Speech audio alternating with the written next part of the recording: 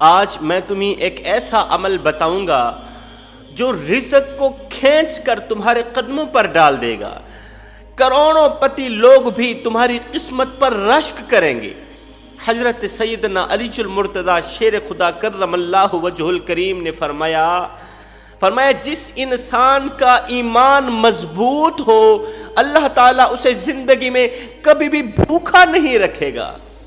جس انسان کا ایمان مضبوط ہو، اللہ پر یقین پختہ ہو، اللہ تعالیٰ اسے زندگی میں کبھی بھی بھوکا نہیں رکھے گا۔ اس لیے میں کہتا ہوں زندگی کو ضرورت سمجھ کر گزارو، خواہش سمجھ کر مت گزارو۔ ضرورت اللہ تعالیٰ کٹے ہوئے ہاتھوں کی بھی پوری کر دیتا ہے اور خواہشیں بادشاہوں کی بھی ادھوری رہ جاتی ہیں۔ اللہ تعالیٰ خواہشیں بادشاہوں کی بھی پوری نہیں کرتا۔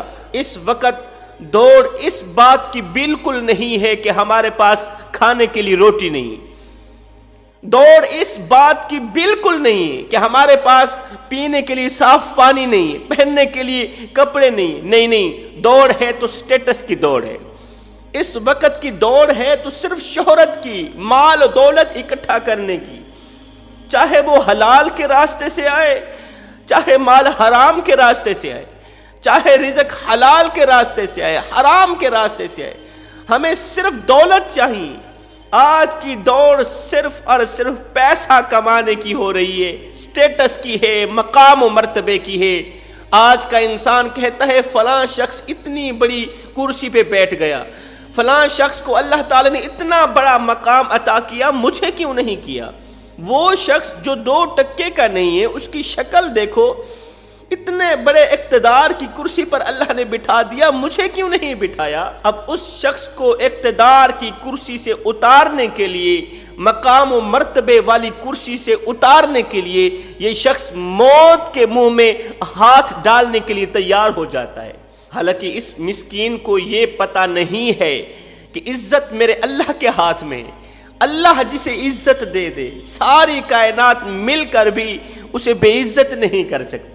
آج اگر لوگ اس کی تعریف بیان کر رہے ہیں، اگر اسے اللہ نے رزق وسیع عطا کیا، اگر اللہ نے اسے شہرت دی ہے، مقام و مرتبہ دیا ہے، آج اگر لوگ اس کی تعریف بیان کر رہے ہیں تو یہ اس کا کوئی اپنا کمال بالکل نہیں ہے، یہ تو خاص کر میرے اللہ تعالیٰ کی رحمت ہے نا۔ اگر انسان کو صرف پیٹ کی بھوک ہو تو انسان روزہ بھی رکھ سکتا ہے، اور روزہ بھی 8 پہر کا رکھ سکتا ہے، اور جب روٹی ملے، کھانا ملے تو یہ بھوک مٹ بھی جاتی ہے۔ اگر انسان کو پیٹ کی بھوک ہو تو روٹی کھانے کے بعد یہ بھوک مٹ جاتی ہے۔ اور اگر انسان کے اندر شہرت کی بھوک آ جائے، اگر انسان کے اندر عزت کی بھوک آ جائے، اگر انسان کے اندر مقام و مرتبے کی بھوک آ جائے، اگر انسان کے اندر دولت کی بھوک آ جائے تو ساری زندگی اپنا ماتھا زمین پر رگڑتا رہے، ساری زندگی ماتھا زمین پر گھسیٹتا رہے، اس کی یہ خواہش پوری نہیں ہوگی۔ آپ نے دیکھا ہوگا کہ سورج کے آگے جب انسان چلتا ہے تو سایہ بھی پیچھے پیچھے چلتا ہے، اور جب انسان رک جاتا ہے تو سایہ بھی رک جاتا ہے۔ یہ اس بات کی دلیل ہے، یہ اس بات کی علامت ہے کہ جب انسان دین کے راستے پہ چلتا ہے، جب انسان اللہ کی طرف تیزی سے دوڑتا ہے تو اللہ تعالیٰ اس کے پیچھے ساری کائنات کو تیزی سے لگا دیتا ہے، ساری دنیا کو اس کے پیچھے پیچھے لگا دیتا ہے اور تیزی سے لگا دیتا ہے۔ مال کو، دولت کو، شہرت کو، معرفت الہی کو، خشیت الہی کو اللہ تعالیٰ اس کے پیچھے پیچھے لگا دیتا ہے۔ کس کے پیچھے؟ جو انسان دین کی طرف تیزی سے دوڑتا ہے، جو انسان اللہ کی طرف تیزی سے دوڑتا ہے۔ مدینے کی سرزمین پر ایک یہودیہ عورت رہا کرتی تھی۔ گھر میں 2 جی رہتے ہیں، ایک شوہر، ایک میاں، ایک بیوی، 2 جی رہتے ہیں۔ گھر کو غربت نے لپیٹا ہوا ہے، پریشانیوں کی گرفت میں آیا ہوا ہے پورا کا پورا گھر۔ امیری کا جنازہ نکل گیا، غربت عروج پر آ گئی۔ یہ شخص صبح سویرے نکلتا ہے، محنت مزدوری کرتا ہے، شام کو کھانے کا بندوبست کر کے آتا ہے، خود بھی کھاتا ہے، یہودیہ بیوی کو بھی کھلاتا ہے۔ وقت گزرتا گیا، یہ عورت حاملہ ہو گئی۔ جیسے ہی یہ حاملہ ہوئی، شوہر کو بیماریوں نے اپنی لپیٹ میں لے لیا۔ شوہر ایک مہلک اور خطرناک بیماری میں گرفتار ہو گیا، اس قدر گرفتار ہوا کہ باہر نکلنے کو کوئی راستہ ہی نہ ملا۔ جس دن بچہ پیدا ہوا اسی رات اس عورت کے شوہر کا انتقال ہو گیا۔ بچہ پیدا ہوا، باپ کا انتقال ہو گیا، باپ اس دنیا فانی سے رخصت ہو گیا۔ اس دور کے یہودیوں کے مذہب کے مطابق، ان کی شریعت کے مطابق اس کی تدفین کی گئی۔ تدفین کے چند دن بعد یہ عورت بھوکی تھی، کھانے کو کچھ نہیں مل رہا تھا، پینے کو کچھ نہیں مل رہا تھا، شوہر کا آسرا تھا وہ بھی ختم ہو گیا، اب کھانے پینے کو کچھ نہیں۔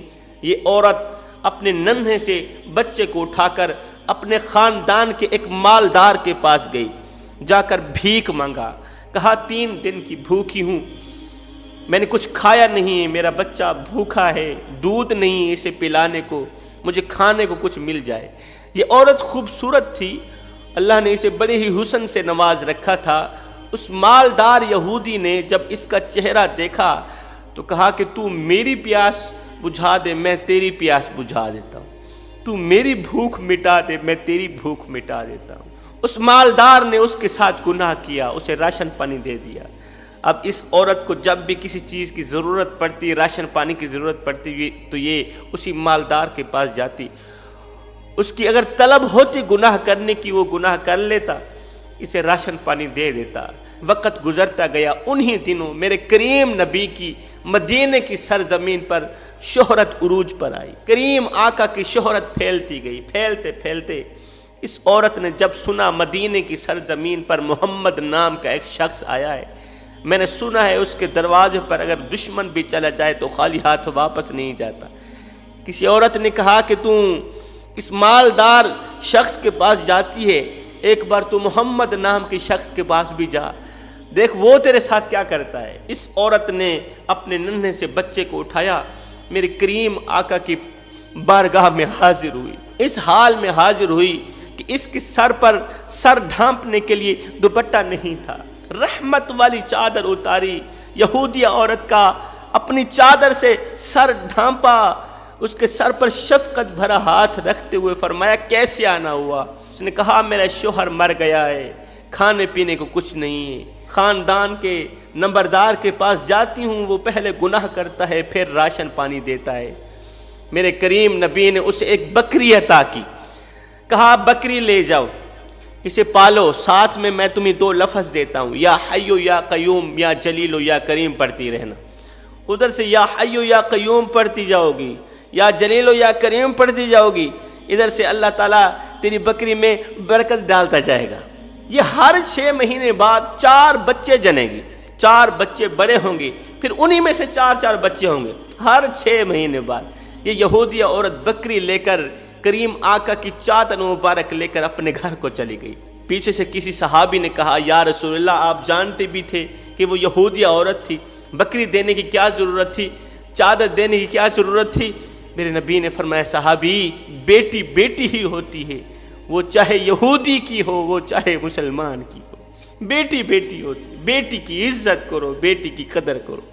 خیر وہ یہودی عورت گھر کو گئی، یا حیو یا قیوم پڑھتی گئی، اللہ تعالیٰ نے اس کی بکری میں اس قدر برکت ڈالی، بکری کا دودھ بھی بڑھتا گیا، اس کے بچے بھی بڑھتے گئے۔ 1 سال بعد وہ یہودیہ عورت کافی ساری بکریاں لے کر میرے نبی کی خدمت میں حاضر ہوئی، آج گزار ہوئی اے مسلمانوں کی نبی یہ مال آپ کا ہے، محنت میری ہے، یہ مال اس وقت تک میرا نہیں بنے گا جب تک آپ مجھے کلمہ پڑھا کے اپنا نہیں بناؤ گے، یہ مال اس وقت تک میرا نہیں ہو سکتا جب تک آپ مجھے کلمہ پڑھا کے اپنا نہیں بناؤ گے، پہلے آپ مجھے کلمہ پڑھیں پھر یہ مال میرے اوپر حلال ہوگا، اب تو میں کلمہ پڑھ کے آپ کی غلامی میں آنا چاہتی ہوں۔